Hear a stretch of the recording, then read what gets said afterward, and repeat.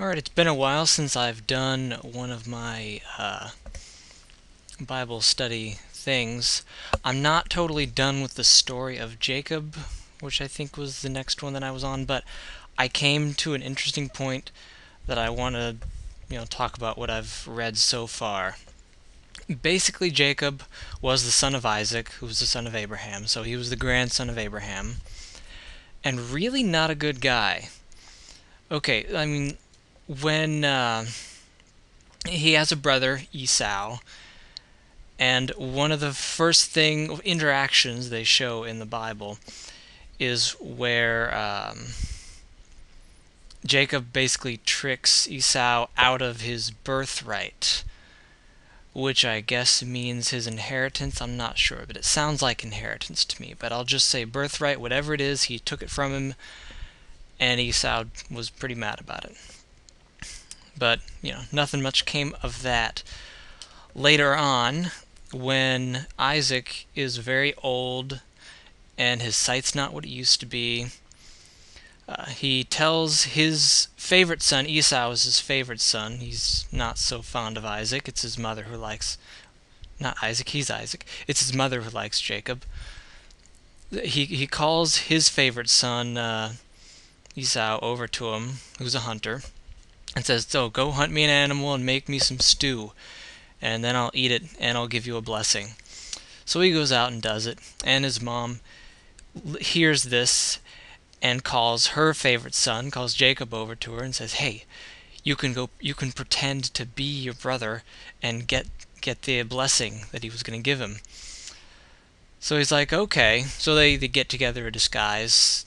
Apparently Esau was a very hairy guy, so they get some kind of a wool suit or something to put on him and make him feel all hairy, just in case Isaac decides to feel him up.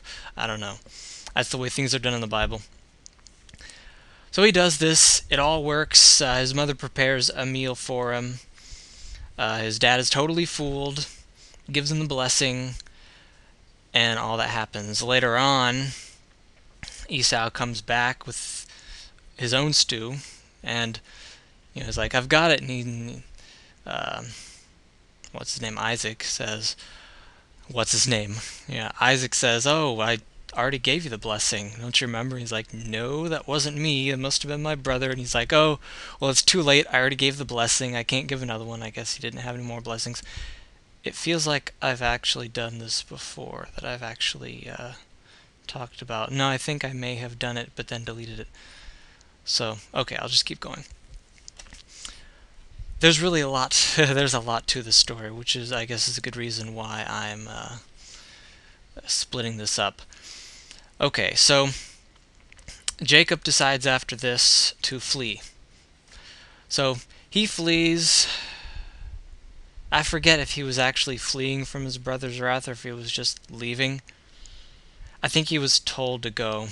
Anyway, he goes and finds his uncle's house. And, oh yeah, that's right. I think I did talk a little bit about Genesis 30. If not, then I think that probably deserves its own thing, unless I've done it before. You see, my memory isn't really that great. I have what's called absent-minded genius syndrome. It's called that by me, of course, so it's not really an official thing. But, basically he ends up with 4 wives, although later on they say only 2 wives. But he has babies with 4 women. Ends up having 11 kids altogether. And he's basically living with and working for his uncle. And he does a lot. There's a lot of shady business that he and his uncle do to each other. His uncle kind of neglects, or changes his payment a couple times. Um, Jacob cheats him out of some sheep a few times. There's a lot of bad blood in between them. So eventually, Jacob decides he's gonna leave.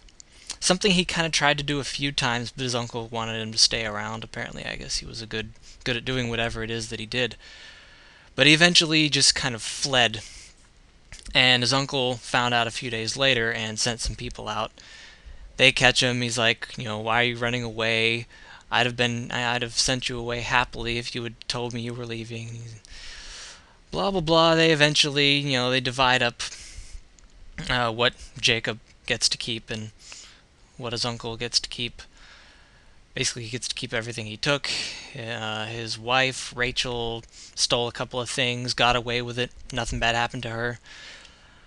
Um, then, okay, I just read this part that I'm at now. He he's approaching his old house where his brother lives, Esau. His brother is, of course, still mad despite 20 years of being away. He sent some people ahead of him to tell him that he's coming. Esau says, "Oh, okay, I'll get some people together." He gets basically an army of 400 people and starts marching toward him to head him off to meet him. And Jacob is pretty scared about this because he doesn't have an army with him. He just has servants and wives and kids. So he splits the camp up into two pieces, or two parts. And so his rationale being, okay, well, if one half gets killed, the other half will be okay. And he prays to be in the half that lives.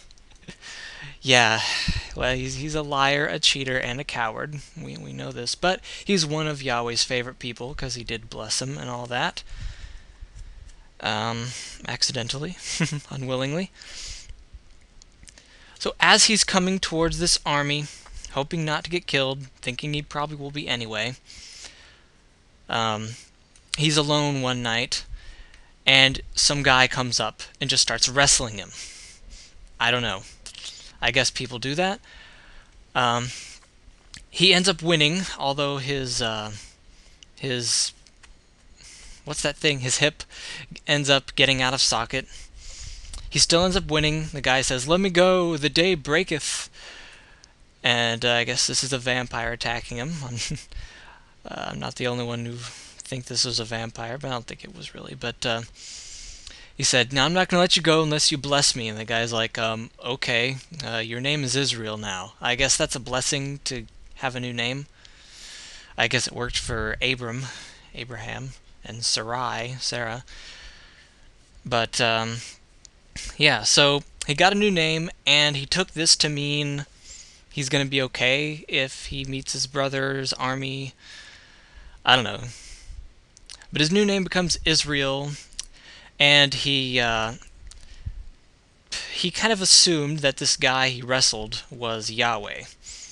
And so he kind of names the place where they wrestled the face of God. I don't know, or the word meaning the face of God. I don't know. It's very weird. He just kind of assumed it was Yahweh. And I guess for all intents and purposes, it was Yahweh. Because it doesn't say he wasn't. And generally Christians believe that he was. So Yahweh does not have super strength. He lost the wrestling match with Jacob. Jacob walked with a limp after that for the rest of his life, although he could have just put it back in socket. I don't know. Whatever. And from then on, his people never ate the meat of an animal from that hip area, which seems like a waste of meat, and it seems kind of arbitrary. Like, in honor of you having a hurt hip, we won't eat the meat from this area on other animals. I don't know, they like to just make up kind of random rules. But there we go, there is the story of Jacob so far. See you next time.